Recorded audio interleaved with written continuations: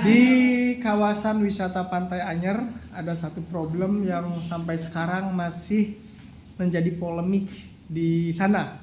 Di satu sisi kan kawasan wisata Anyer itu adalah di RT RW Bantennya itu diperuntukkan untuk kawasan wisata. Artinya kalau kawasan wisata berarti ada fasilitas, harus ada hotel dan lain-lain. Investor sudah mulai masuk, mereka membangun hotel dan resort mereka, tapi problemnya adalah resort mereka mengambil pantai yang harusnya untuk umum.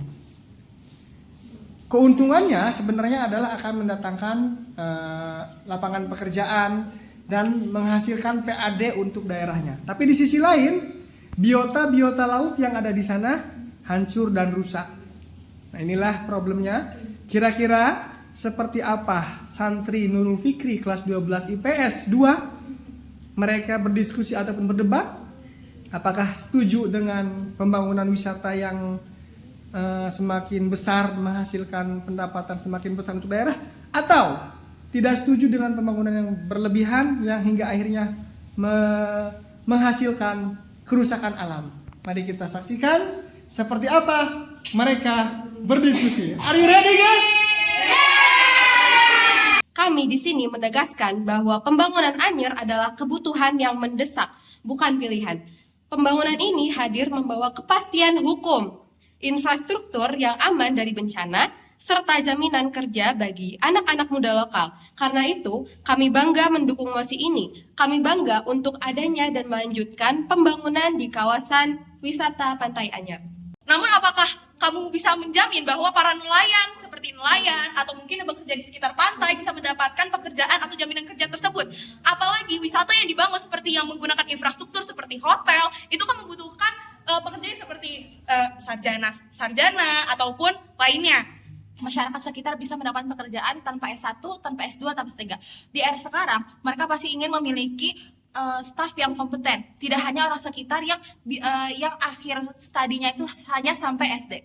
Uang pajak dari hotel besar itu nanti bakal balik lagi ke masyarakat buat perbaiki wilayah tersebut. Pantai adalah barang publik. Komersialisasi pantai membuat warga lokal kehilangan akses bebas ke pantai. Kalau hilangnya ruang publik bagi masyarakat sekitar itu melanggar dasar hukum, juga melanggar Undang-Undang nomor 27 tahun 2007, juga didukung oleh Undang-Undang nomor 1 tahun 2014 tentang pengelolaan wilayah pesisir dan pulau-pulau kecil yang menjamin bahwa batas sepadan pantai adalah milik publik dan wajib diakses secara bebas oleh masyarakat. Jika hak masyarakat dikurangi demi kepentingan bisnis, maka pembangunan tersebut belum mencerminkan keadilan sosial. Maka saya sepakat kita butuh investasi, tapi investasi yang datang lalu meninggalkan masyarakat lokal sebagai penonton bukan kemajuan. Itu hanya pemindahan kekayaan dari daerah ke pihak luar. Karena itu, saya mendorong agar kawasan ini dibagi menjadi zona-zona yang jelas. Ada zona konservasi mutlak yang sama sekali tidak boleh disentuh pembangunan.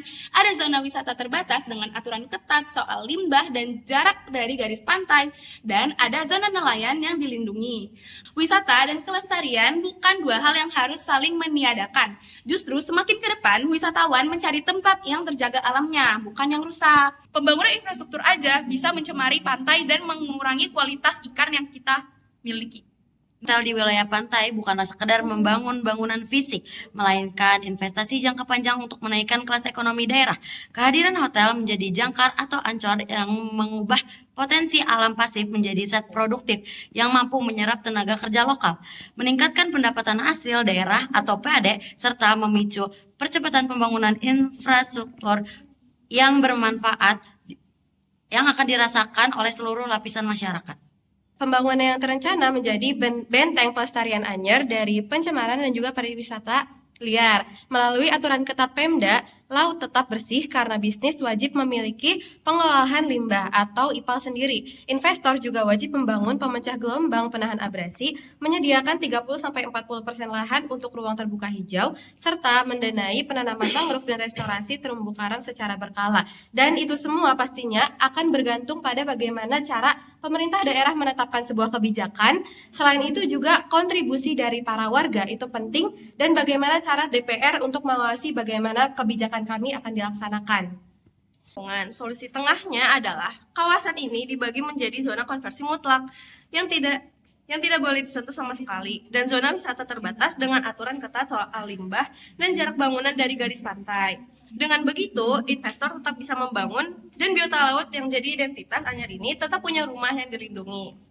Jalan tengah ini bukan jalan pengecut, tapi jalan yang paling realistis supaya Anyer tetap maju tanpa harus mengorbankan siapapun yang penuh.